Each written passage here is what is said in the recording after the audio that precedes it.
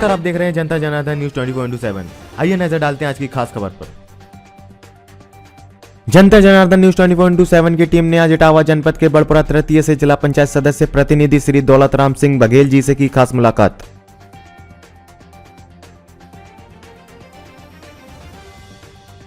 दौलत राम सिंह जी ने कहा कि वर्तमान सरकार से हर वर्ग, चाहे किसान, व्यापारी, युवा, बेरोजगारी से सब परेशान हैं। समाजवादी पार्टी की सरकार आने पर लाभकारी योजनाओं को जन जन तक पहुंचाने का कार्य करेंगे। हमारा शोषित पीड़ित हर वर्ग लाभान्वित होगा। 2022 विधानसभा चुनाव के परिणाम में पूर्ण बहुमत से बनेगी समाजवादी पार्टी की सरकार। नमस्कार, आप देख रहे हैं जनता जनार्दन न्यूज 24/7। आज हम आए इटावा जनपद के विकास खंड बड़पुरा तृतीय से जिला पंचायत सदस्य प्रतिनिधि दौलत सिंह बघेल जी के पास। बघेल जी, आपसे हम सर जानने का प्रयास करेंगे सर, जो आपको आपके बाढ़ वासियों ने भारी मतों से विजयी बनाया, आप हमारे चैनल के माध्यम से अपने बाढ़ वासियों का आभार कैसे व्यक्त करना चाहिए?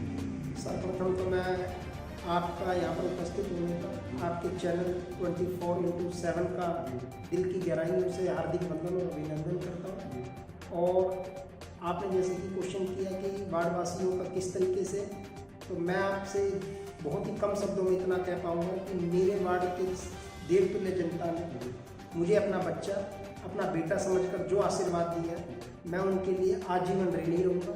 इससे बढ़ के शब्द मेरे पास उनके लिए नहीं है। मेरा अपना नमन, मेरा अपना सर सदैव उनके चरणों में झुका रहे और उनका हाथ मेरे सर पर लगा रहे। सबसे बड़ा मेरे सर, आपसे हम जानने का प्रयास करेंगे, जो आपने बाढ़ में ऐसे कौन से रनिंग एक्ट में ऐसे बर्फ है जो कार्य योजना आपने दे रखी है, या आपने देखा होगा कि अभी हाल ही में ओमिक्रॉन थर्ड जो भी चल रहा है रनिंग में, आपको क्या लग रहा है, आप अपने बाढ़ वासियों का बचाव कैसे कर रहे हैं और करना चाह रहे हैं? देखिए, मुझे चुनाव जीते हुए अभी ज़्यादा समय नहीं हुआ। पिछले 6-7 महीनों से, जब से हम चुनाव जीते तब से शायद इसका प्रकोप कम हुआ और इस क्षेत्र में महामारी को लेकर जागरूकता जो थी वो पहले से व्याप्त थी। लोगों ने अपना टीकाकरण, वैक्सीनेशन जो है वो समय पर कराया। उसके बाद मेरी जो कार्य योजना के तहत है, जब हम चुनाव में घर घर गए, हर गांव में गए, जब हमने वहां जाकर देखा कि फलां गांव में, फलां मोहल्ले में फलां व्यक्ति को इस चीज़ की समस्या है, तो हमने उसको साथ के साथ डायरी में नोट किया। और डायरी में नोट ही नहीं किया, जब हमारे नेता, मेरे परम आदरणीय अंशुल भैया ने जिला पंचायत अध्यक्ष के तौर पर शपथ ली और कार्यभार को संभाला, तो हमने वो योजना उनको देने का काम किया। और उनका भी इतना सराहनीय प्रयास रहा कि उन्होंने मेरे क्षेत्र की जितनी भी समस्याएं थी, उन्होंने खुले दिल से, एक लगन से और क्षेत्र की समस्याओं को पूरी जागरूकता के साथ उन्होंने निपटाने का काम किया। मेरी कार्य योजनाओं को तकरीबन शामिल करने का काम किया, जिससे कि हम आने वाले टाइम में अपने क्षेत्र की जनता की समस्याओं से उनको निराकरण करा सकें। दौलत जी, आपसे हम जानने का प्रयास करेंगे सर, आपने देखा होगा अभी 2022 विधानसभा चुनाव का जो चुनावी रण चल रहा है, आप एक युवा होने के नाते आप एक सक्रिय कार्यकर्ता भी, आपसे हम ये जानना चाह रहे हैं सर, जो आप जनता के बीच जनसंपर्क कर रहे हैं, ऐसे कौन कौन से मुद्दे सर, आप एक युवा होने के नाते आपने ऑफ द रिकॉर्ड देखा होगा अपने प्रदेश में करोड़ों की संख्या में युवा बेरोजगार है, बेरोजगारी के बारे में आप क्या कहना चाहेंगे? देखिए, बड़ी बात आपने बहुत अच्छी कही कि जब हम शिक्षित होने के बाद, हमारा शिक्षा पाने का एकमात्र उद्देश्य होता है कि हम रोजगार को हासिल करें। जरूरी नहीं कि हम सरकारी नौकरी ही हासिल करें, हम स्वरोजगार के तहत, अन्य योजनाओं के तहत स्वावलंबी बनकर अपने जीवन यापन और अपने घर को एक सुदृढ़ता प्रदान कर सकें। लेकिन बड़ा दुख तब होता है कि जब पिछले 5 सालों में भाजपा की सरकार में युवा पढ़ने लिखने के बाद भी, अपनी पूरी मेहनत करने के बाद भी रोजगार के अवसरों से दूर रहता है, उसके लिए कोई प्लानिंग नहीं, तो बड़ी चिंता का विषय है। सरकार को इस बारे में सोचना चाहिए था। और आगामी चुनावों में पब्लिक के अंदर, खासकर रोजगार के मुद्दे को लेकर युवाओं के अंदर बहुत बड़ा रोष है कि कोई भी भर्ती इनकी सिरे नहीं चढ़ पाई, और सिरे चढ़ी तो उसमें भी धांधलियाँ, कहीं पर्चा लीक, कहीं पैसे का मामला, कहीं कुछ। तो मुझे लगता है कि आने वाले टाइम में भाजपा को इसका खामियाजा बहुत भयंकर तरीके से भुगतना है। सर, जो आप बात कर रहे थे शिक्षा के ऊपर जरा हम नजर डालते हैं, आपने देखा होगा फर्स्ट एवं सेकेंड कोविड की जो वेव आई थी, उस दौरान क्या हुआ सर, गवर्नमेंट ने डिसीजन लिया कि 10th 12th ग्रेजुएशन के जो भी छात्र थे उन लोगों को प्रमोट कर दिया गया। आपको क्या लगता है, जो छात्र प्रमोट हुए उनके दूर गाँव की व्यवस्था कोई प्रभाव पड़ेगा या नहीं? देखिए, निश्चित रूप से ही जब अगर आप पढ़ाई नहीं करेंगे, आपको बिना परीक्षा दिए ही आपको अगर उसका फल क्वालिटी मिलेगा, तो फिर आप उसके परिश्रम की वैल्यू आप नहीं समझ पाएंगे।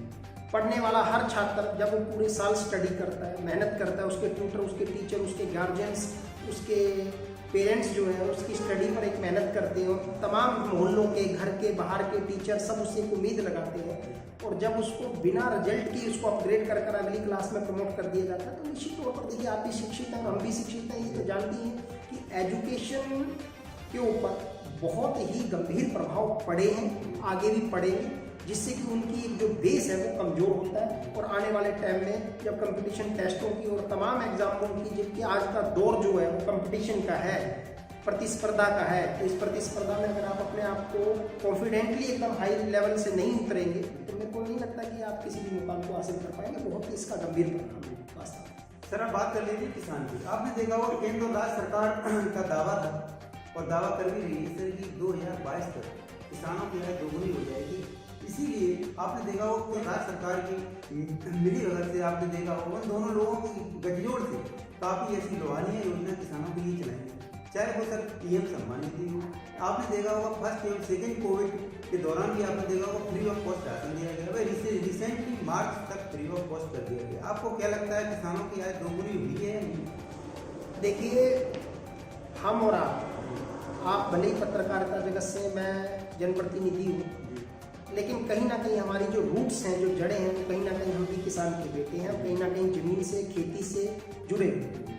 आप एक बात बताइए कि जब किसान को लाइट, खाद, बिजली, पानी मिल जाएगा, ठीक, उसके बाद आप ये देखिए कि किसान की आप दुगनी आय की तो बात आप बहुत बड़ी बात कह रहे हैं। किसान को आप ये सुविधाएं उपलब्ध करा दें तो जो आज वो घाटे में चल रहा है उसे कुछ राहत मिल सकती है। आप किसान की जब लागत को जोड़ेंगे, उत्पादन और लागत की जब कंपेयर करेंगे दोनों को, तो किसान का जो उत्पादन है उसकी लागत से बहुत पीछे रह जाता है और जो लागत उसकी घाटे का सौदा आज के टाइम में बना हुआ है, जिससे कि तमाम किसान अपनी जानों को गंवा चुके हैं, आत्महत्या कर चुके हैं, आत्मदाह कर चुके हैं। तो शायद जो ये लोग बात करते हैं कि किसान की आय दुगनी हुई है, उन्हें शर्म से डूब के मारना चाहिए। और दूसरी बात ये कि आप कहते हैं कि आपने किसान की आय को दुगना किया, बिल्कुल किया। मैं मानता हूँ भाजपा ने बहुत अच्छी आय को दुगना किया कि जब आप किसान जो कि अन्नदाता है, जो अपने खेत से अनाज को पैदा करके अपना ही नहीं पूरे विश्व का ब्रह्मांड का भरण पोषण करता है, आपने उसे 5 किलो गल्ले पर निर्धारित कर दिया। 5 किलो गल्ला आप किसान को दे रहे हैं, तो क्या किसान को आप लाइट, खाद, बीज, पानी, अन्य शुद्ध मूल्य, उसके बच्चों के लिए शिक्षा, स्वास्थ्य की व्यवस्थाओं से उसको अछूता कर सिर्फ 5 किलो गल्ला तक ही अगर आप उसको समेट रहे हैं, तो ये सरकार को अपनी नीतियों के बारे में सोचना चाहिए, क्योंकि सरासर गलत है। सर यही बात कर रहे थे, किसान की बात कर रहे थे। आपने देखा होगा जो भी सर किसान बिल आया, किसान बिल सरकार ने पहले अप्लाई किया, अभी आपने देखा होगा कि विड्रॉ कर लिया। आपको क्या लगता है किसान बिल वापस करने से जनता के ऊपर, किसान के ऊपर कोई ऐसा मैसेज जाएगा जिससे बीजेपी सरकार को वोट दोबारा से किया जाए? देखिए, जिस टाइम पिछले 1.5 साल से जब किसान टिकरी बोर्ड और गाजीपुर बॉर्डर के ऊपर इन 3 काले बिलों के खिलाफ जब उन्होंने किसान यूनियन और पूरे तमाम देश भर के अन्नदाताओं ने इसका विरोध प्रदर्शन किया, तो यही भाजपा सरकार प्रदेश और देश की उन्हें नक्सली और बाहरी व्यक्ति बताकर, मजदूरी वाले और दिहाड़ी वाले बताकर उनका अपमान किया। उसके बाद जब चुनाव का समय आया तो आपने उनके एकदम कृषि कानून बिल वापस ले लिए और आपने कहा हम माफ़ी मांगते हैं। तो माफ़ी आप कहाँ मांगेंगे? जो 750 किसान इस किसान आंदोलन के अंदर शहीद हुए, क्या उनके बच्चे अनाथ हो गए? उनकी बेटियां जो विवाह के लिए बैठी थी, उनके ऊपर से साया चला गया, उन बेटियों का कन्यादान करने वाला पिता नहीं रहा, उनकी बेटियों की डोलियों को कंधा देने वाला भाई नहीं रहा, उनके घर की व्यवस्था बिगड़ गई, उनकी आर्थिक स्थिति तबाह हो गई। तब आपको अगर यही काले कानून वापस लेने थे तो इन्हें आपको लागू नहीं करना। सर आपने देखा होगा सत्ता पक्ष का दावा ये है सभी भी उत्तर प्रदेश की सड़कें हैं गड्ढा मुक्त हुई। आपको क्या लगता है गड्ढा मुक्त हुई? देखिए, मैं आपसे इस बात में हंसी की बात है, अभी आप मेरा साक्षात्कार लेने के लिए यहाँ तक आए। मैं प्रदेश की बात तो बाद में करूँगा, जब पूरी पार पट्टी को इटावा की कनेक्टिविटी देने वाला रोड, जिससे आप अभी यमुना का पुल पार करके आए और चले जाइए चंबल के पुल तक और फिर आप इस रोड पर आए, तो आपने खुद देखा होगा कि सड़क गड्ढे में एक गड्ढा सड़क में। आपने ये चीज़ नोट की होगी। वर्तमान विधायक यहाँ से, वर्तमान सरकार यहाँ प्रदेश की, वर्तमान सेंटर की सरकार इनकी, तब भी आप सड़कों की बदहाली को नहीं संभाल पा रहे हैं। 20 लोग उस सड़कों पर अपनी जान गंवा चुके हैं, 50 लोग से ऊपर उसमें घायल हो चुके हैं। तो आप ये बताइए, आपको ये कहता हुए 5 साल में आप गड्ढे ही मुक्त नहीं कर पाए तो नई सड़क बनाने का तो आप क्या काम करें? बड़ा सोचने की विषय। सर यही बात करते हैं, आपने देखा होगा आपकी विधानसभा में ही पटना का आता है, पटना का क्या है, सत्ता पक्ष का दावा है, पटना का वर्ग चल रहा है। आपको क्या लगता है पटना से वर्ग नहीं चल रहा है? देखिए, प्रत्यक्ष को प्रमाण की आवश्यकता नहीं। हम लोग इटावा जिले के रहने वाले हैं। पचनदा जो हमारे लिए पर्यटन और सांस्कृतिक दृष्टि से एक बहुत ही महत्वपूर्ण स्थल है। प्रकृति के तौर पर पचनदा बांध को अगर हम वहाँ पर सुनियोजित तरीके से उसकी एक सेटिंग कर दें तो इस क्षेत्र के पानी की विकराल समस्या को कुछ हद तक बहुत अच्छे ढंग से कम किया जा सकता है। और मैं मानता हूँ कि सरकार को इस ओर कुछ अग्रसर कदम उठाने चाहिए। लेकिन वर्तमान सरकार की अगर आप बात करें, जिन्होंने इस मुद्दे को अपने चुनावी मुद्दे में घोषित किया था कि पचनदे पे बांध होना चाहिए, तो मुझे नहीं लगता शायद उनकी कथनी और करनी में फर्क है। वहाँ पर कहीं एक ही ईंट भी लगी हो, आप उसको देख सकते। सर आप एक सक्रिय कार्यकर्ता है। सर हम आपसे जानने का प्रयास कर रहे हैं, 10 मार्च 2022 को ये सर यूपी की जनता जिसका इंतजार कर रही है, बड़ा मारा है, आपको क्या लग रहा है, आपकी पार्टी का आकलन क्या है, आप अपनी पार्टी को कहाँ पर पा रहे हैं? देखिए, हमारा किसी भी घर को चलाने के लिए उसका मुखिया सजग, सहज और बहुत ही होनहार और परिश्रमी होना चाहिए। हमें इस बात की खुशी है कि हम समाजवादी पार्टी के एक छोटे से कार्यकर्ता हैं और हमारे जो नेता, हमारे घर के मुखिया हैं, चाहे वो प्रदेश में हमारी बागडोर माननीय राष्ट्रीय अध्यक्ष जी अखिलेश जी संभाल रहे, जिले में हमारे अंशुल भैया जी, तो दोनों ही हमारे विकास की श्रेणी में अव्वल नंबर पर रहने वाले वहाँ हमारे नेता हैं। कि अंशुल भैया की आप देखिए कि जैसे ही आप इस क्षेत्र में कहीं पर भी गाँव में जाए, गांव के बीहड़ों तक भी अगर सड़क देने का काम किया तो माननीय जिला पंचायत अध्यक्ष अंशुल भैया जी की देखरेख में या उनसे पहले जो भी रहे समाजवादी पार्टी के तत्वाधान में वो सड़कों का निर्माण हुआ है।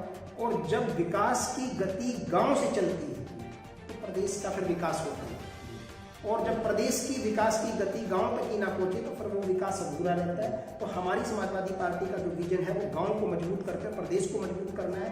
तो मुझे लगता है कि जिस प्रकार से समाजवादी पार्टी ने माननीय अखिलेश यादव जी ने, हमारे राष्ट्रीय अध्यक्ष जी ने, अखिलेश भैया ने जो विकास का एक विजन उत्तर प्रदेश को ही नहीं पूरे हिंदुस्तान को दिया है, तो मुझे लगता है कि जब उच्चतम न्यायालय ने उनकी तारीफ की इन चीज़ों की परियोजनाओं को लेकर की है, तो हमें लगता है कि आने वाले समय में उत्तर प्रदेश की जनता इस धर्म अधर्म, हिंदू मुस्लिम, मंदिर मस्जिद की लड़ाई से दूर होकर लोगों के बकावे में ना आकर आने वाले टाइम में सिर्फ विकास, अखिलेश भैया के चेहरे को वोट देगी और आने वाले टाइम में समाजवादी पार्टी और माननीय अखिलेश भैया को उत्तर प्रदेश का मुख्यमंत्री चुनने का काम करेंगे। हम लोग पूर्णतः आश्वस्त हैं। सर यही बात कर लेते हैं, आप सर युवा हैं, यदि आपकी पार्टी सत्ता में आती है तो आप अपने वार्ड के जो युवा है, युवाओं के लिए कौन सा वर्क करना चाहेंगे, कौन से कार्य को प्राथमिकता देंगे?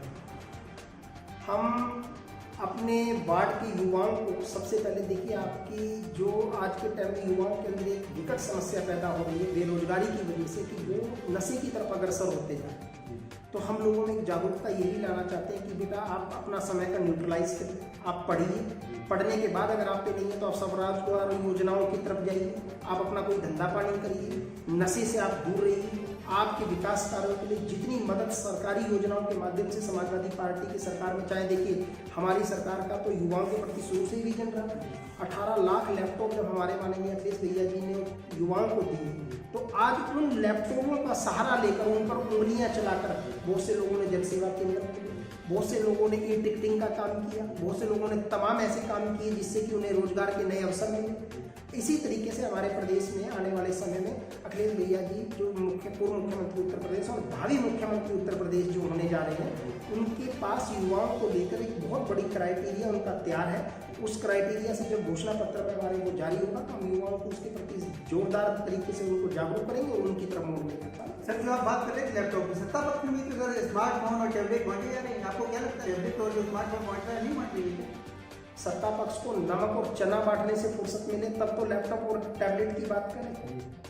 टैबलेट और लैपटॉप जो है वो टेक्निकली ही आदमी उसकी भाषा समझता है। अखिलेश भैया जी ने बाहर की विदेशों की यूनिवर्सिटियों से डिग्री हासिल करी तो उसके महत्व को समझते हैं। हमारे बाबा जी के पास तो शायद मेरे ख्याल से अयोध्या के मंदिर मस्जिद और हिंदू मुस्लिम के अलावा कोई मुद्दा नहीं। सर आपके कहने का मतलब ये जो सत्ता पक्ष है, जो सत्ता पक्ष है वो टेक्निकल नहीं है। सत्ता पक्ष अगर टेक्निकल होता तो आप मेरी एक बात बताइए, उत्तर प्रदेश में अगर पिछले 5 वर्षों के अंदर किसी भी मंच से, किसी भी राजनीतिक, सांस्कृतिक, आर्थिक और जागरूकता के मंच से कहीं पर भी उत्तर प्रदेश के मुख्यमंत्री ने प्रदेश के लिए क्या कोई कॉर्पोरेट नीति की घोषणा कर पाए? क्या इंडस्ट्रियल नीति दी? क्या कोई मैन्युफैक्चरिंग सिस्टम का इनके पास कोई सिस्टम है? आप बताइए, कहीं पर भी इन्होंने प्रदेश के युवाओं की समस्याओं को देखा? आप कल का ही देख लीजिए, प्रयागराज में घर में घुस कर, हॉस्टलों में घुस कर छात्रों पर लाठीचार्ज किया गया।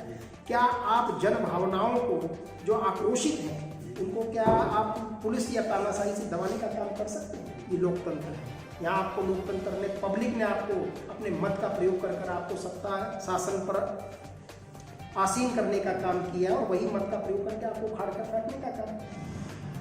सर यही बात कर लेते हैं, सत्ता पक्ष का आपकी पार्टी और आपके कार्यकर्ताओं के ऊपर बहुत बड़ा आरोप रहता है। सत्ता पक्ष का कहना ये है कि जब फर्स्ट एवं सेकंड कोविड की जब वेव आई थी उस दौरान आपकी पार्टी के कार्यकर्ता और विशेष पदाधिकारी भी आपके सामने लोग क्वारंटाइन हो गए थे। अभी इलेक्शन को देखते हुए 2022 को देखते हुए आप लोग सारे जनसंपर्क या जनता के बीच आने लगे, पहले उस टाइम आप लोग कहाँ गए थे? आप इस बारे में क्या कहना चाहेंगे? देखिए, मैं आपके माध्यम से एक बात की गलतफहमी को दूर करना चाहता हूँ कि आप लोकतंत्र का चौथा आधार स्तंभ है। आप लोगों का हम बहुत सम्मान करते हैं और आप लोगों को भी जो है वास्तविक सामाजिक जो जानकारी है, वास्तविकता है, वो दिखाने का आपका धर्म है, फर्ज है। पिछले, मैं अपने जिले की बात से एक उदाहरण देना चाहता हूँ कि पिछले 5 महीने पहले यहाँ पर चंबल और जमुना नदी के अति प्रवाह के कारण बाढ़ आई थी।